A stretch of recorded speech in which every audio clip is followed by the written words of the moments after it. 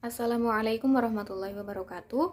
Nama saya Nazia Konitati, saya dari kelas HKI 5D, NIM 192121137. Di sini saya akan melanjutkan pembahasan mengenai tafsir ayat wasiat. Yang sebelumnya, dalam video sebelumnya, teman saya Muhammad Qaudri Azizi telah menjelaskan mengenai tafsir ayat warisan. Sering kita mendengar atau melihat seorang yang sudah tua atau sudah sedang memiliki penyakit yang keras memberikan pesan terhadap sanak saudaranya atau kepada orang kepercayaannya. Orang-orang sering menyebutnya sebagai wasiat. Lalu apa sih sebenarnya pengertian wasiat itu? Bagaimana hukum berwasiat dan siapa saja yang berhak mendapatkan wasiat? Di sini saya akan menjelaskan berbagai pertanyaan tersebut. Sebelum kita membahas lebih lanjut mengenai tafsir wasiat, jadi kita perlu tahu tentang pengertian wasiat itu sendiri. Wasiat berasal dari kata waswa yang berarti menyampaikan atau memberi pesan atau pengampuan. Sedangkan iswa, wisoya, dan wasiyah dalam istilah ulama fikih diartikan kepemilikan yang disandarkan kepada keadaan masa setelah kematian seseorang dengan cara tabarruk atau sukarela atau hibah, baik sesuatu yang akan dimiliki tersebut berupa benda berwujud atau hanya sebuah nilai guna barang. Wasiat dalam istilah ilmu fikih adalah pemberian harta berupa benda atau manfaatnya, bersifat sukarela atau tabarruk, akadnya dilakukan selagi masih hidup dan pemberiannya dilakukan setelah pemberi wasiat tersebut meninggal dunia. Di sini saya akan menjelaskan beberapa dalil yang menjelaskan tentang wasiat. Yang pertama yaitu Al-Quran surat Al-Baqarah ayat 180 sampai 182.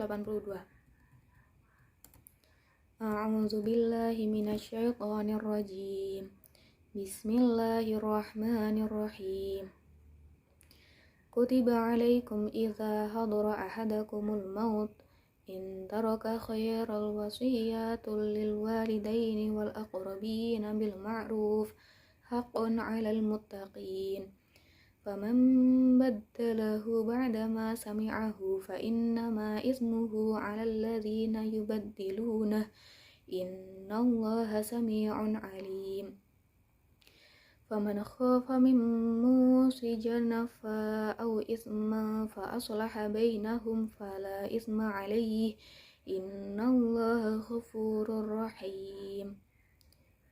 Shadaqallahul azim, yang artinya diwajibkan atas kamu apabila seorang di antara kamu kedatangan tanda-tanda maut, jika ia meninggalkan harta yang banyak, berwasiat untuk ibu, bapak, dan karib kerabatnya secara ma'ruf. Ini adalah kewajiban atas orang-orang yang bertakwa.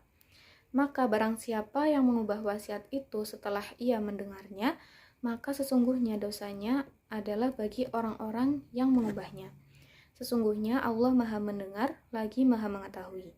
Akan tetapi barang siapa khawatir terhadap orang yang berwasiat itu berlaku berat sebelah atau berbuat dosa, lalu ia mendamaikan antara mereka, maka tidaklah ada dosa baginya, sesungguhnya Allah Maha Pengampun lagi Maha Penyayang. Quran surat Al-Baqarah ayat 180 sampai 182. Dalam ayat ini saya akan memberikan penjelasan tafsir ayat menurut tafsir Ibnu Katsir. Ayat ini mengandung perintah untuk memberikan wasiat kepada orang tua dan kaum kerabat. Menurut pendapat yang lebih kuat, pemberian wasiat itu merupakan suatu hal yang wajib sebelum turunnya ayat mengenai mawaris atau pembagian harta waris. Dan ketika turun ayat mawaris, ayat wasiat ini dinasah dan pembagian warisan yang ditentukan menjadi suatu hal yang wajib dari Allah Ta'ala yang harus diberikan kepada ahli waris, tanpa perlu adanya wasiat serta tidak mengandung kemurahan dari orang yang berwasiat. Ibnu Abi Hatim meriwayatkan dari Ibnu Abbas bahwa ayat al-wasiyatu lil walidaini wal aqrabin, yang artinya berwasiat kepada ibu bapak dan karib kerabatnya, ini telah dinasah dengan ayat Quran surat An-Nisa ayat 7. yang berbunyi lirijali nasibum mimma tarakal walidaini wal aqrabuna wan nisa'i wa nasibum mimma tarakal walidaini wal aqrabuna mimma qala minhu aw kasur nasibam mafruḍa, yang artinya bagi orang laki-laki ada hak bagian dari harta peninggalan ibu bapak dan kerabatnya, dan bagi wanita ada hak bagian pula dari harta peninggalan ibu bapak dan kerabatnya, baik sedikit atau banyak menurut bagian yang telah ditetapkan. Al-Quran Surat An-Nisa ayat 7. Mengenai ini, Ibnu Katsir mengatakan kewajiban berwasiat kepada ibu bapak dan juga karib kerabat yang termasuk ahli waris itu menurut ijma telah dinasah, bahkan dilarang. Hal itu didasarkan pada hadis yang artinya sesungguhnya Allah telah memberikan hak kepada setiap yang berhak, maka tiada wasiat bagi ahli waris. Nah, dalam firman-Nya, in taroka khairon, jika ia meninggalkan harta yang banyak.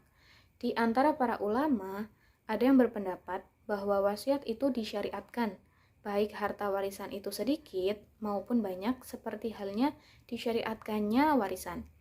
Tetapi di antara mereka juga ada yang berpendapat bahwa wasiat itu hanya dilakukan bila seorang meninggalkan harta yang banyak. Selanjutnya firman Allah yang berbunyi bil ma'ruf atau dengan cara yang baik, artinya dengan cara yang lemah lembut dan baik. Dan yang dimaksud dengan ma'ruf adalah hendaknya seorang berwasiat kepada kaum kerabat tanpa menghancurkan masa depan ahli warisnya, atau dalam artian tidak berlebihan dan juga tidak kikir dalam memberikan wasiat. Sebagaimana yang dinyatakan dalam kitab Sahih Bukhari Al-Muslim, bahwa Sa'ad pernah bertanya, "Wahai Rasulullah, sesungguhnya aku mempunyai harta kekayaan yang banyak, dan tidak ada yang mewarisiku kecuali seorang putriku. Apakah aku boleh mewasiatkan 2/3 hartaku?" Lalu Rasul menjawab tidak. Lalu Sa'ad bertanya lagi, "Apakah setengahnya?" Lalu Rasul menjawab tidak. Ia bertanya lagi, "Apakah sepertiga?" Lalu Rasulullah SAW menjawab, "Ya, sepertiga, dan sepertiga itu banyak. Sesungguhnya jika kamu meninggalkan ahli warismu dalam keadaan kaya adalah lebih baik daripada meninggalkan mereka dalam keadaan miskin, meminta-minta kepada orang lain." Sedangkan dalam kitab Sahih Al-Bukhari diriwayatkan bahwa Ibnu Abbas berkata, seandainya orang-orang menguranginya dari sepertiga menjadi seperempat, itu sudah cukup, karena sesungguhnya Rasulullah SAW telah bersabda, sepertiga dan sepertiga itu banyak.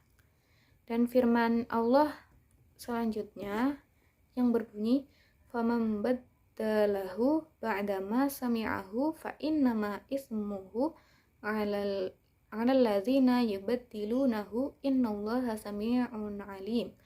Yang artinya barang siapa yang mengubah wasiat itu setelah ia mendengarnya, maka sesungguhnya dosanya adalah bagi orang-orang yang mengubahnya. Sesungguhnya Allah Maha mendengar lagi Maha mengetahui. Artinya, barang siapa menyelewengkan wasiat itu dan menyimpangkannya, lalu mengubah ketetapannya dengan menambah atau mengurangi, tentu saja termasuk dalam hal ini adalah menyembunyikannya. Jadi ia berdosa. Selanjutnya, fa innama ismuhu 'alal ladzina yubaddilunahu, yang artinya maka sesungguhnya dosanya adalah bagi orang-orang yang mengubahnya. Ibnu Abbas dan beberapa ulama lainnya mengemukakan pahala si mayit itu ada di sisi Allah, sedangkan dosa orang yang mengubah wasiat itu ditanggung oleh orang-orang yang mengubahnya. Frasa ayat selanjutnya yang berbunyi, innallaha sami'un alim, sesungguhnya Allah mendengar lagi Maha mengetahui. Artinya Allah Ta'ala mengawasi apa yang diwasiatkan oleh si mayit, dan dia mengetahui hal itu serta perubahan yang dilakukan oleh penerima wasiat. Frasa selanjutnya, faman kafa mimusin janafan au isman, yang artinya akan tetapi barang siapa khawatir terhadap orang yang berwasiat itu berlaku berat sebelah atau tidak adil, atau berbuat dosa. Ibnu Abbas mengatakan, janaf berarti kesalahan. Ini mencakup segala macam kesalahan. Misalnya, mereka menambah bagian seorang ahli waris dengan berbagai perantara atau sarana. Seperti misalnya, jika seorang berwasiat supaya menjual suatu barang tertentu karena pilih kasih, atau seorang berwasiat untuk anak dari putrinya agar bagian putrinya itu bertambah, atau cara-cara lainnya yang semisal, baik karena keliru atau disengaja, disebabkan naluri dan rasa sayang tanpa disadari, atau karena sengaja berbuat dosa. Dalam hal seperti itu, orang yang diserahi wasiat boleh memperbaiki permasalahan ini dan melakukan perubahan dalam wasiat itu sesuai dengan aturan syariat, serta melakukan perubahan wasiat yang disampaikan si mayit itu kepada wasiat yang lebih mendekati dan sesuai untuk memadukan antara maksud pemberi wasiat dan cara yang syar'i. Selanjutnya tafsir Quran surat Al-Maidah ayat 106. A'udzu billahi minasyaitonir rajim. Bismillahirrahmanirrahim. Hadara ahadukumul mautu hinal wasiyati ithnani zawa adalin minkum aw akharani min khairikum in antum darabtum fil ardi fa asabatkum musibatul maut tahbisunahuma min ba'di sholati fayuqsimani billahi in irtabtum la tashtari bihi thamanan walau kana dzal qurba wala naktum syahadatallahi inna idzal laminal athimin. Yang artinya, hai orang-orang yang beriman, apabila salah seorang kamu menghadapi kematian sedang ia akan berwasiat, maka hendaklah wasiat itu disaksikan oleh dua orang yang adil di antara kamu, atau dua orang yang berlainan agama dengan kamu, jika kamu dalam perjalanan di muka bumi, lalu kamu ditimpa bahaya kematian. Kamu tahan kedua saksi itu sesudah sembahyang untuk bersumpah, lalu mereka keduanya bersumpah dengan nama Allah. Jika kamu ragu-ragu, demi Allah kami tidak akan membeli dengan sumpah ini harga yang sedikit untuk kepentingan seseorang, walaupun dia karib kerabat, atau tidak pula kami menyembunyikan persaksian Allah. Sesungguhnya kami kalau demikian tentulah termasuk orang-orang yang berdosa. Ayat ini jika dilihat dari tafsir Jalalain, maka penjelasan ayatnya sebagai berikut.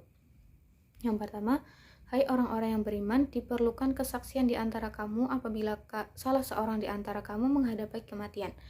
Nah, di sini maksudnya menghadapi hal-hal yang menyebabkan kepada kematian, apapun itu. Yang kedua, tatkala ia hendak berwasiat, yaitu oleh dua orang laki-laki yang adil di antara kamu. Kalimat syahadatu binikum adalah kalimat berita yang bermakna perintah, yang artinya hendaklah disaksikan atau lisyayad, mengidofatkan lafadz syahadah kepada lafadz baina, menunjukkan makna keluasan memilih. Kata hina merupakan badal atau kata ganti dari kata iza atau menjadi zorof bagi kalimat hadoro. Selanjutnya, atau oleh dua orang yang berbeda dengan kamu. Maksudnya ya ini yang bukan seagama denganmu. Lalu jika kamu dalam perjalanan, yaitu maksudnya kamu sedang dalam perjalanan atau bepergian. Selanjutnya, di muka bumi, lalu kamu tertimpa bahaya kematian, kamu tahan kedua saksi itu. Maksudnya kamu pegang kedua orang itu. Kalimat ini menjadi kata sifat dari lafadz akhoroni. Tafsir selanjutnya, sesudah kamu sholat, yaitu maksudnya setelah sholat asar. Lalu mereka keduanya bersumpah atau mengikrarkan perjanjian dengan atas nama Allah. Jika kamu ragu-ragu, maksudnya kamu merasa syak wasangka mengenainya, kemudian keduanya mengatakan, kami tidak akan membeli dengan sumpah itu atas nama Allah. harga yang sedikit sebagai imbalan berupa materi duniawi yang kami ambil sebagai penggantinya dengan cara bersumpah atau mengadakan kesaksian dua orang yang disaksikan itu adalah karib kerabat atau familinya sendiri, dan tidak pula kami menyembunyikan persaksian Allah yang kami diperintahkannya untuk melaksanakannya. Sesungguhnya kami kalau demikian atau kalau kami menyembunyikannya itu termasuk orang-orang yang berdosa. Ayat yang ketiga yaitu Al-Quran Surat An-Nisa ayat 11. Penting manakah antara wasiat dengan warisan dalam hal waktu pembagiannya? Berkaitan dengan waktu pembagian waris, yaitu setelah pemenuhan wasiat mayit dan hutang-hutangnya sesuai dengan frasa dalam Quran Surat An-Nisa ayat 11 yang berbunyi min ba'di wasiyati yusi biha audain, yang artinya pembagian-pembagian tersebut sudah dipenuhi wasiat yang ia buat dan atau sesudah dibayar hutangnya. Redaksi ayat yang tekstual ini mendahulukan urusan wasiat daripada hutang, berfungsi mengingatkan pentingnya memenuhi wasiat mayit, sebab umumnya ahli waris bersifat pelit dan dengan warisannya dan sering menentang orang yang mendapatkan wasiat.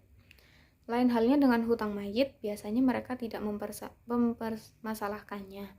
Demikian penjelasan Imam Ahmad Asy-Syawi, Ahmad bin Muhammad Asy-Syawi, Hasiyah Asy-Syawi ala tafsir Al-Jalalain. Nah, pembahasan selanjutnya yaitu mengenai manfaat disyariatkannya wasiat. Manfaat dari disyariatkannya wasiat itu untuk menjamin apa yang dilakukan pembuat wasiat itu bisa mendatangkan manfaat. Bisa dibayangkan bila tidak ada wasiat, ketika harta yang ditinggalkan kepada ahli waris kemudian disalahgunakan dan tidak amanah. Karena itu, wasiat itu bisa menyelamatkan nilai kemanfaatan harta yang ditinggalkan kepada orang lain yang mungkin lebih membutuhkan. Dalam peradaban Islam, wasiat juga digunakan sebagai legitimasi peralihan kekuasaan dari satu khalifah ke khalifah yang lain.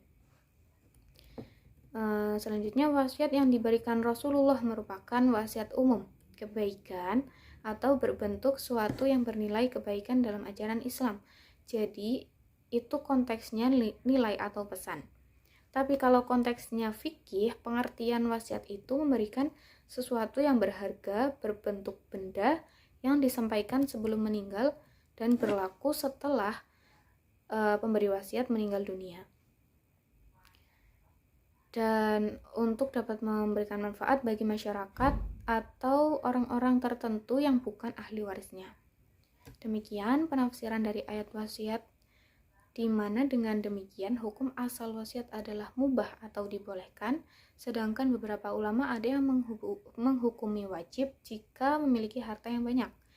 Begitupun dengan orang yang menerima wasiat, ada yang berpendapat bahwa ahli waris tidak boleh menerima wasiat jika wasiat tersebut berupa benda harta. Namun ada juga yang berpendapat boleh sekiranya jika ia khawatir meninggalkan ahli waris yang dalam keadaan lemah. Sekian dari penjelasan saya. Semoga video ini dapat bermanfaat dan dapat memberikan manfaat bagi orang banyak. Akhirul kalam, wassalamualaikum warahmatullahi wabarakatuh.